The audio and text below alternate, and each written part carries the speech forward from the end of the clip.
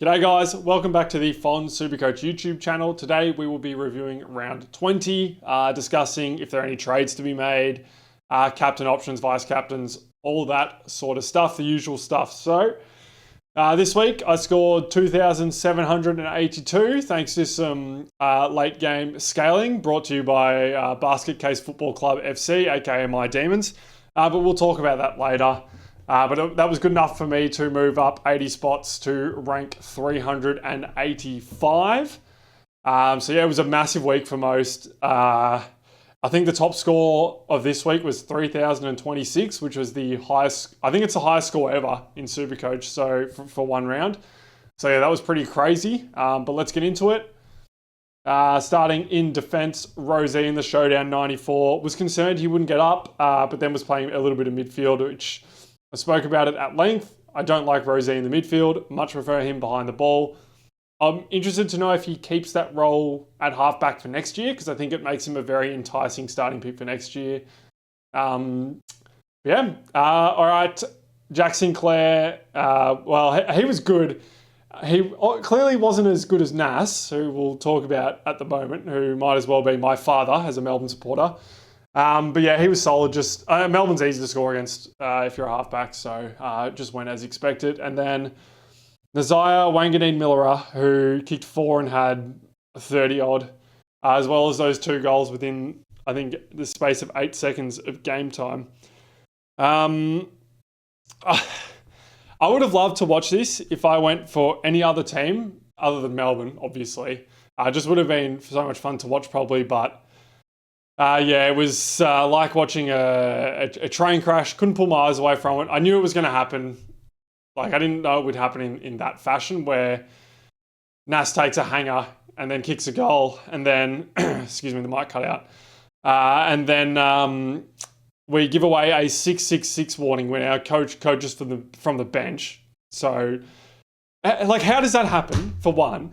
The coach is coaching from the bench. That is the only benefit you get, is being able to set the players up from the bench, and we can't even do that. So there's one. And then 2, to let the best player on the ground, just go forward and take a mark that was virtually uncontested. I don't know. It was a way to lose a game of football that only Melbourne could do, and unfortunately, I'm not really surprised. So congratulations to the Saints. Had to be good enough to do it. But yeah, I don't know. I'll stop ranting about Melbourne. Nas was very good. Kicked 2 unbelievable goals. I think I would not be paying Tom de Koning if I'm St Kilda. There's just no way. I'd be keeping with Marshall and paying Nazaya Wanganeen-Millera over paying Tom de Koning. But I am not the list manager. Then Zorko 65. Didn't get to watch a heap of this game. But when I was watching it, he was kind of going okay. So I don't know, he must have just fallen off a cliff. I think this is going to be a little bit of a painful own for the rest of the year. But I'm hoping not. He's got a good matchup in Collingwood this week, so fingers crossed he bounces back. Dale 97, who did the Dogs play? They played Essendon. Once again, I said it last week with Dale, I get decent scores when I'm expecting terrible scores and decent scores when I'm expecting good scores. So yeah, that's kind of frustrating, but that is what it is. Probably a failed pick trading into Dale at round 2, but that is a learning experience. Whitfield 110 in the Sydney Derby. Must admit, I didn't get to watch this game. I saw all the halftime shenanigans with Toby Green suggesting that Tom Papley was a little bit overweight, which is certainly interesting. I hope he didn't get sanctioned for that, but anyway. And then, decided to take McCarthy's 96 over McKercher against Geelong. That cost me 10 points. I'm going to live with that. The Roos got done by 100 points, and McKercher still managed to put up over 96 points, so fair play to him. That is something I'm going to live with. I was sort of expecting the domination that occurred to North. I wasn't expecting Caleb Daniel to get swung forward for a quarter and play some CBAs, but that is what it is. And then Bont 169 in the midfield was an easy vice captain. Not worth saying much more other than that. And then Dacos 177 against Richmond. I think he had 40 and 3, which puts him in there up there with Lee Matthews and Gary Ablett for the only players with more than one 40 and 3 game, which is pretty crazy given the guy's 22. But yeah, filled up against a weak side, which we sort of expected. That's why he was the fallback for Bont. If he failed, I lose 8 points. Not a disaster.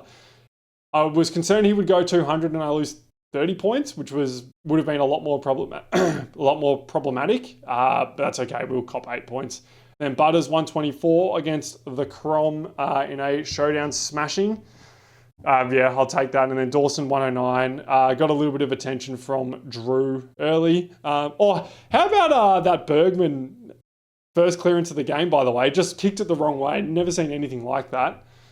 So yeah, that was definitely interesting. But yeah, the Crows were too good in the showdown. It was torrential rain at one point. You could hear it through the mics. Like the broadcast looked grainy because there was so much rain. So yeah, that was kind of crazy. I always find those games when they're close are like way more epic because of the weather. But anyway, it's not really relevant for Supercoach. Tom Green 93 would have wanted a little bit more against the Swans, but it is what it is. We take that. And then Brayshaw and Sarong 112 and 105 in the Derby.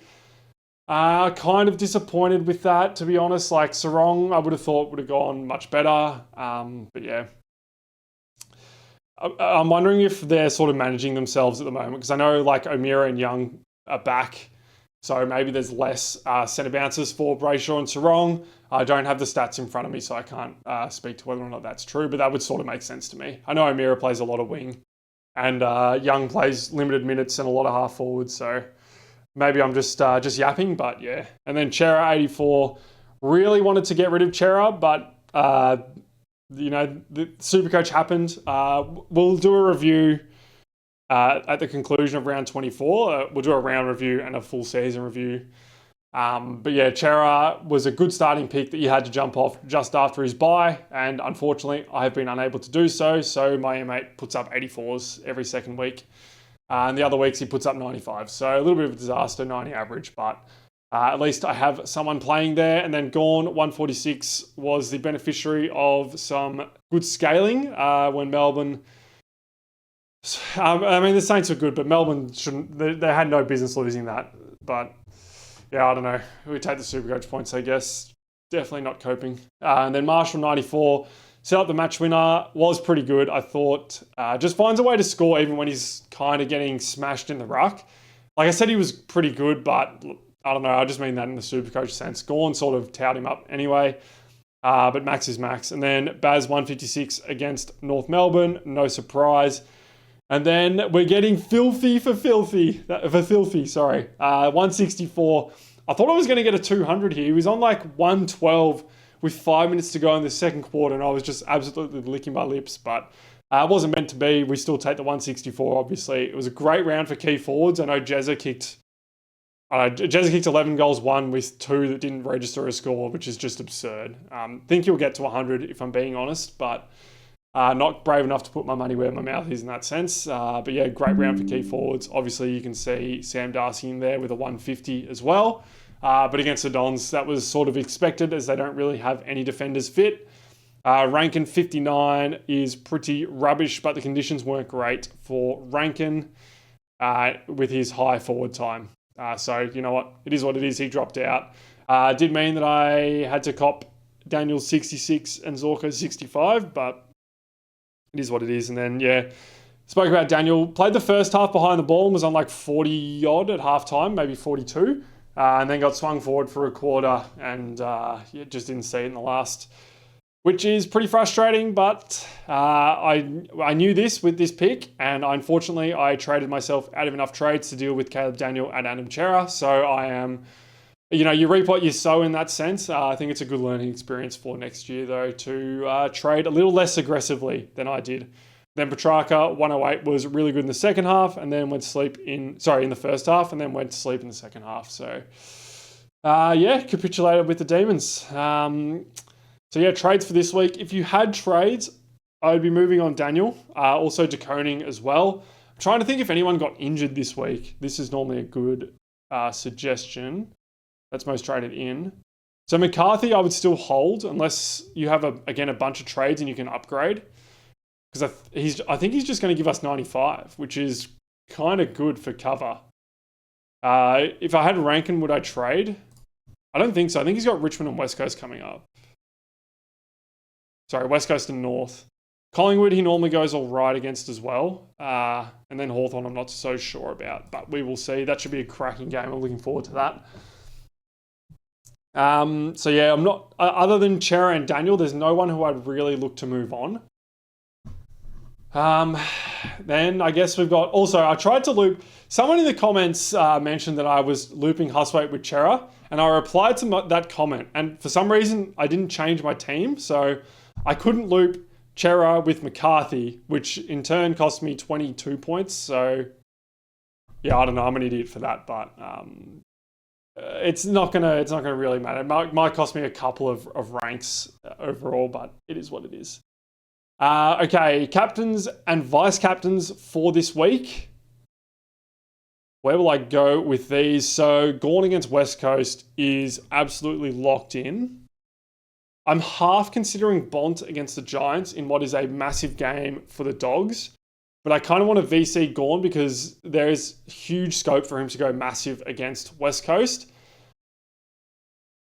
West Coast obviously an easy kill, but if Melbourne didn't respond after what just happened, like I would be I'd be so frustrated as a supporter, like more angry than I already am, and that would just make no sense. That is just, it would be an unbelievable throwing in the towel for them not to come out and just kill West Coast, to be honest. So we're going with Gawn, and then who will I put the C on? I would love to put it on a Suns mid that I somehow don't have.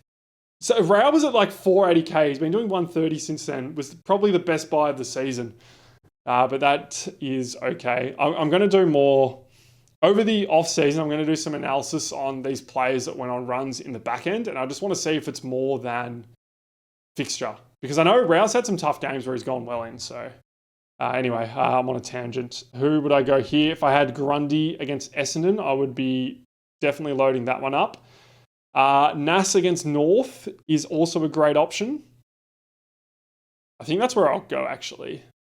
Gone into Nas. I'm trying to think who else I could go. Butters is playing Geelong. Don't love that. I think he gets O'Sheen. Whitfield against the Dogs is kind of good as well. But I think I'm going to go Nas. So we'll go Gawn into Nas. And let's get Petrarca on the field.